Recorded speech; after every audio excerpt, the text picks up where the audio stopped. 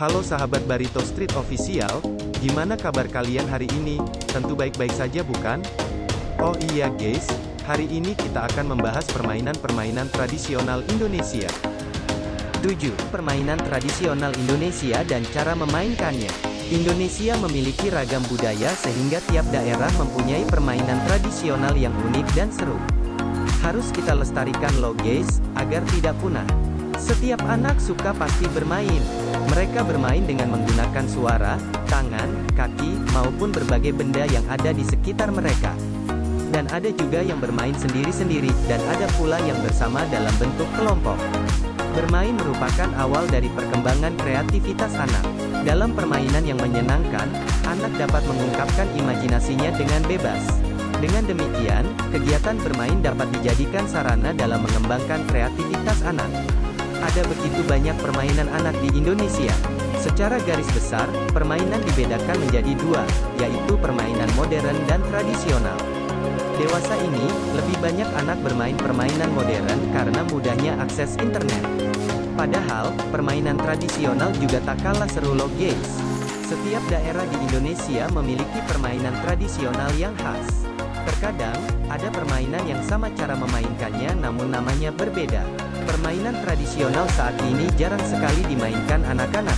Terlepas dari permainan modern, sebagai bangsa Indonesia, kita tidak boleh lupa tentang permainan tradisional yang merupakan bagian dari kekayaan budaya bangsa. Adapun jenis permainan tradisional dapat disimak berikut ini. Nomor 1. Gatrik. Di antara kalian udah ada yang tahu belum nih guys permainan gatrik ini? Gatrik atau biasa disebut tep kadal adalah permainan tradisional yang menggunakan dua batang bambu. Sebelumnya, dua batang bambu diiris tipis dengan panjang yang berbeda. Bambu satu berukuran kurang lebih 30 cm dan bambu yang lain berukuran kira-kira 15 cm. Selain dua batang bambu, dalam permainan gatrik juga dibutuhkan dua buah batu bata. Batu bata ini digunakan sebagai penopang bambu yang berukuran lebih pendek. Untuk bermain gatrik tidak sendiri, kumpulkan teman-teman dengan jumlah genap, setidaknya 6-8 anak. Jumlah ini kemudian dibagi menjadi dua kelompok. Aturan bermain gatrik sangat mudah dan sederhana. Dua kelompok masing-masing memiliki tugas yaitu, kelompok satu bertugas melempar bambu, sedangkan kelompok yang lain bertugas menangkap bambu. Jika bambu berhasil ditangkap oleh lawan main, itu artinya pemain bisa bertukar posisi. Menang atau kalah dalam permainan gatrik ditentukan dengan jumlah poin. Bagi kelompok yang memiliki banyak poin, itulah yang menang. Nomor 2. Egrang. Egrang adalah permainan tradisional yang awalnya populer di daerah Jawa Barat. Itulah sebabnya permainan ini menjadi permainan tradisional khas Jawa Barat karena seru dan menarik. Permainan tradisional egrang kemudian banyak diminati oleh masyarakat dari daerah-daerah lain di Jawa. Bermain egrang menggunakan sepasang bambu, lalu dibuat tumpuan sebagai alas kaki. Oleh sebab itu, anak-anak boleh meminta bantuan orang dewasa dulu untuk membuatnya.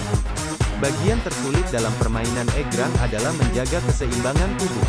Untuk itu, pemain egrang perlu berlatih dengan sabar dan tekun.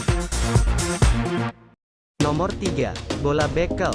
Bola bekel merupakan permainan tradisional yang tidak membutuhkan banyak energi tapi tetap menyenangkan. Cara memainkan bola bekel membutuhkan keahlian karena tidak semudah yang dibayangkan guys. Alat yang dibutuhkan dalam permainan ini adalah bola bekel atau bola karet, dan biji bekel yang berjumlah 6 atau lebih. Dalam permainan tradisional bola bekel, pemain memainkannya dengan cara memantulkan bola bekel dan mengambil biji bekel satu per satu. Setelah habis, naik ke level berikutnya yaitu mengambil 2 biji sekaligus sampai habis dan seterusnya. Nomor 4. Layangan. Permainan tradisional ini populer di kalangan anak laki-laki. Layangan mempunyai nama lain, seperti layang-layang. Layangan merupakan lembaran tipis berkerangka yang diterbangkan oleh pemainnya ke udara di area yang lapang atau luas. Untuk mengendalikan layangan, ada seutas benang yang dipegang pemain. Permainan tradisional ini memanfaatkan kekuatan angin untuk menerbangkannya, sehingga umumnya dimainkan saat musim kemarau, di mana angin berhembus cukup kencang. Selain sebagai permainan anak-anak, layang-layang dipakai dalam acara ritual tertentu, biasanya berkaitan dengan budaya pertanian. Di beberapa daerah, Layang-layang dipakai sebagai alat bantu memancing dan menjerat kelelawar. Permainan tradisional layangan minimal dimainkan oleh 2 orang dan semakin banyak, akan semakin seru. Nomor 5. Lompat tali. Permainan tradisional lompat tali biasanya digemari oleh anak perempuan. Sebelum bermain lompat tali, siapkan karet gelang yang disambung satu persatu hingga menjadi panjang dan ujung karet masing-masing diikat. Permainan tradisional ini biasanya dimainkan lebih dari 2 orang guys, karena untuk memegang tali dibutuhkan 2 orang. Namun, jika kekurangan pemain atau tali tidak ingin dipegang, tali bisa diikatkan ke tiang atau pohon. Cara memainkan permainan tradisional ini dimulai dengan posisi tali paling rendah. Para pemain melompati tali tersebut. Jika sudah berhasil, tali dinaikkan lebih tinggi hingga sejengkal di atas kepala. Jika tidak bisa melompati pada ketinggian di atas kepala, maka pemain harus mengulang dari posisi paling rendah atau mengulang dari awal. Nomor 6. Congklak. Congklak atau ada juga yang sebut dakon adalah permainan tradisional yang membutuhkan papan congklak dan kerikil atau biji-bijian. Papan congklak memiliki 16 lubang yang terdiri dari 2 lubang besar dan 14 lubang kecil guys.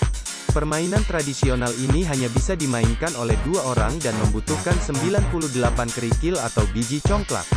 Sebelum bermain guys, tentukan siapa yang akan jalan duluan dengan home pimpa.